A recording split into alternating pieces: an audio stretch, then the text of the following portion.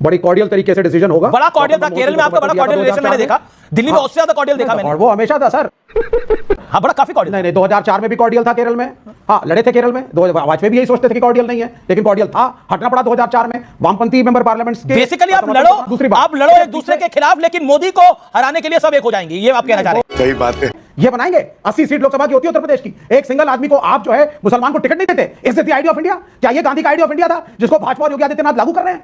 Is this the idea of India? Is this the future of India? ये भी BJP के योगी आदित्यनाथ कह रहे हैं कि अब हमारी सरकार में उपद्रव नहीं होता, उत्सव होते हैं। समाजवादी पार्टी रामनवमी का विरोध करती थी, कांवड़ यात्रा का विरोध करती थी, श्री कृष्ण जन्माष्टमी के उत्सवों का विरोध करती थी।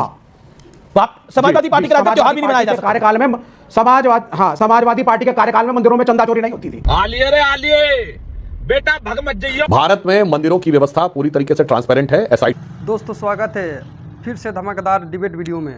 दोस्तों आज का डिबेट बहुत ही बढ़िया होने वाला है, क्योंकि आज तो बहुत ही मजा आने वाला है। बहुत सारे प्रवक्ता आपस में भिड़ेंगे और आपस में लड़ाई करेंगे और हम लोग सिर्फ देखेंगे और डिबेट के रिव्यू करेंगे।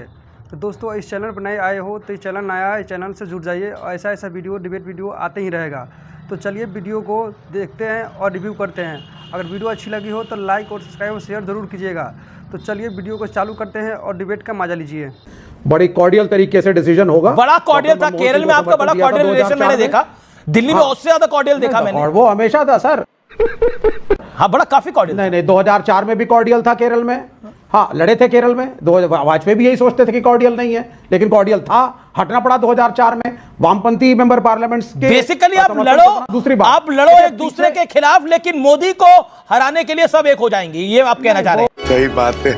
ये बनाएंगे 80 सीट लोकसभा की होती है उत्तर प्रदेश की, एक सिंगल आदमी को आप जो है मुसलमान को टिकट नहीं देते। Is this the idea of India?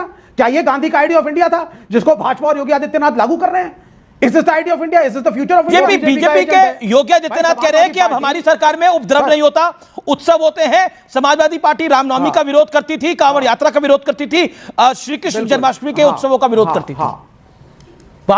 Samajwadi party के राज्य त्योहार भी नहीं मनाया जा सकता। कार्यकाल में समाजवादी पार्टी के कार्यकाल में मंदिरों में चंदा चोरी नहीं होती थी। आलिए रे आलिए बेटा भग मत जाइए। भारत में मंदिरों की व्यवस्था पूरी तरीके से ट्रांसपेरेंट है। एसआईटी हो रही है। विवेक श्रीवास्तव जी को चैलेंज करके पूछता हूं, आज तक किसी मस्जिद पे एसआईटी हुई है? बताओ भाई।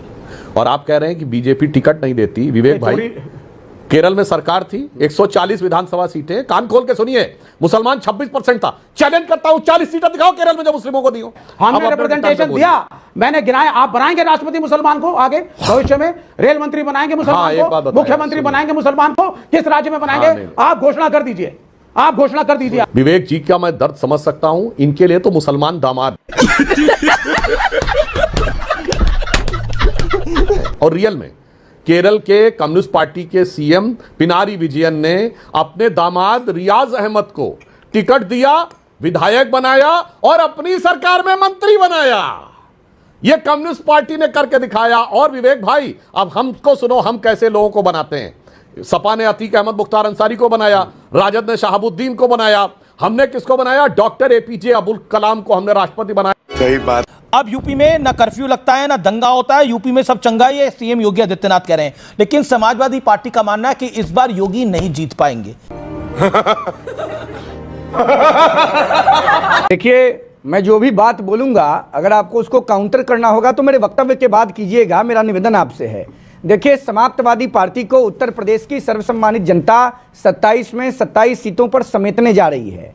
आपको इस बात को स्वीकार करना होगा, क्योंकि उत्तर प्रदेश की सर्वसम्मानित जनता ने सपा को 2017 में और 2022 में बाहर का रास्ता दिखाया है। उत्तर प्रदेश में चवन्नी चोर अतीक अहमद और साइकिल चोर मुख्तार अंसारी का इकबाल बुलंद था, लेकिन उत्तर प्रदेश में चवन्नी चोर और क्या था? अतीक अहमद चवन्नी अथन्नी का चोर था, जमीन का दलाल था, और क्या था?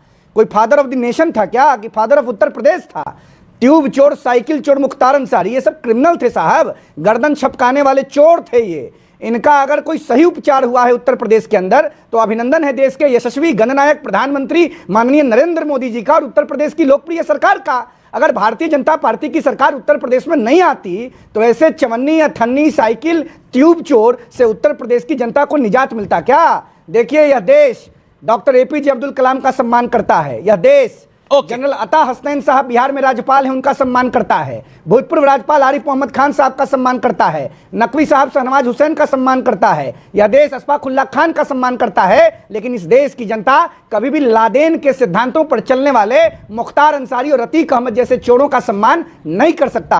बात तो सही है। मैं आपसे प्रश्न पूछ रहा हूं, योगी आदित्यनाथ ने बोला कि आप बीजेपी की सरकार वन डिस्ट्रिक्ट वन प्रोडक्ट और वन मेडिकल कॉलेज देती है, आप वन डिस्ट्रिक्ट वन माफिया देते हैं।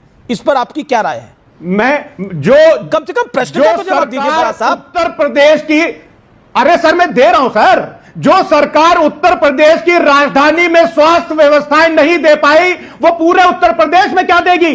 अभी कल लखनऊ के कोचिंग सेंटर में जबरदस्त हृदय विदारक घटना हुई, आग लगी जिसमें 15 बच्चों की मौत हो गई। क्या सपा की सरकार ये एक्सेप्ट कर रहे हैं आप कि वन डिस्ट्रिक्ट वन माफिया देती थी? मैंने आपको भरपूर टाइम दिया। सुधांशु त्रिवेदी, योगी आदित्यनाथ ने ये वक्तव्य क्यों दिया? One district one mafia Sapa की सरकार में। देखिए, इसमें मैं बताना चाहता हूं, ये किसी से छुपा हुआ सत्य नहीं है कि गुंडागर्दी और बाहुबली ये सब समाजवादी पार्टी के सहज स्वाभाविक प्रतीक हैं। मैं दर्शकों को याद दिलाना चाहता हूं, उत्तर प्रदेश में एक दौर में नारा लगा था 2007 में, चढ़ गुंडन की छाती पर, मोहर लगाओ हाथी पर। यह भाजपा का दिया हुआ नारा था? नहीं साहब, दलित समाज का दिया हुआ नारा था। और उस समय उत्तर प्रदेश की, और बल्कि उस समय तो देश की सबसे बड़ी दलित पार्टी बहुजन समाज पार्टी ने नारा दिया था, ये चढ़ गुंडन की छाती पे। गुंडे कौन थे भाई? मुलायम सिंह जी की सरकार थी ना, तो भाई सबको पता है उस जमाने में अतीक अहमद, मुख्तार अंसारी क्या जलवाए जलाल से घूमते थे। और आपने कहा लखनऊ की घटना बहुत दुखद है, हृदय विदारक है, अंदर से झकझोर देने वाली है। मगर आपके जमाने में जब ऐसे ही लोग दंगों में मारे जाते थे, उसके बाद जलवाए जलाल से घूमते थे पुलिस के प्रोटेक्शन में, जिसका उल्लेख योगी जी ने किया था कि महू का दंगा याद है, जब मुख्तार अंसारी घूम रहे थे पुलिस के प्रोटेक्शन में और पुलिस को निर्देश दे रहे थे। तो आपके जमाने में क्या होता था यह सबको पता है। फराज साहब, आपकी सरकार के कार्यकाल के अंतिम दिनों में जवाहर बाग की मथुरा की घटना याद है? कितने लोग मार दिए गए थे। उसके बाद पुलिस का सीओ भी मार दिया गया था भीड़ के द्वारा। और उसके बाद क्या हुआ था? कुछ नहीं। इसीलिए जब विषयों की बात करिए तो गंभीरता से करनी चाहिए। आपके जैसे जो समाजवादी पार्टी में मैं सबसे प्रबुद्ध प्रवक्ताओं में से एक मानता हूं, ये कहें कि साहब रुपए के साथ ये हो रहा है वो हो रहा, भाई साहब इस समय स्थिति यह है कि हम दुनिया में बहुत अच्छी तरीके से, लाखों दर्शकों से कहता हूं, 16 अप्रैल 2026 को इंटरनेशनल मॉनिटरी फंड की चीफ सुशीला जॉर्जिवा ने कहा है कि अगले वर्ष भारत की ग्रोथ रेट 6.6% से ऊपर रहेगी, जो दुनिया की औसत ग्रोथ रेट से डबल रहने वाली है।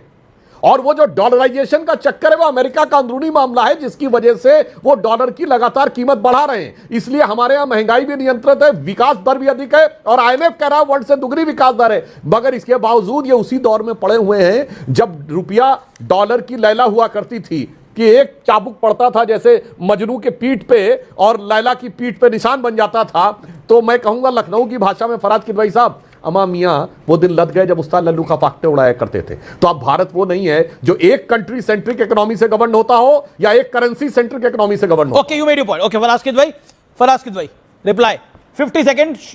मैं क्विक, हाँ मैं 50 सेकंड में बता देता हूं। अभी सुधांशु जी ने ये बोला कि ये किसी से छुपा नहीं है कि हमारे शासनकाल में ये होता था। और माफिया राज होता था, एक जगह ठीक होता था, एक जगह मुख्तार होता था, एक जगह आजम जी होते थे। सर आप, हाँ सुधांशु जी ने बोला कि ये किसी से छुपा नहीं है कि पहले क्या होता था, चढ़गुंडन की छाती पर मोहर लगेगी हाथी पर, यह दलितों ने नारा दिया था। लेकिन आपकी सरकार में यह किसी से छुपा नहीं है कि एनसीआरबी बोलता है कि Uttar Pradesh accounts for most cases of denial of access to public spaces to person from Dalit community. यानी कि दलित कम्युनिटी को पूरे भारत में अगर पब्लिक प्लेसेस पर कहीं जाने से रोका गया है तो वो उत्तर प्रदेश में रोका गया है। यह आपकी सरकार की एनसीआरबी ने कहा है। तो यह किसी से छुपा नहीं है सुधांशु जी, यह किसी से छुपा नहीं है कि हाईकोर्ट ने कहा कि लॉ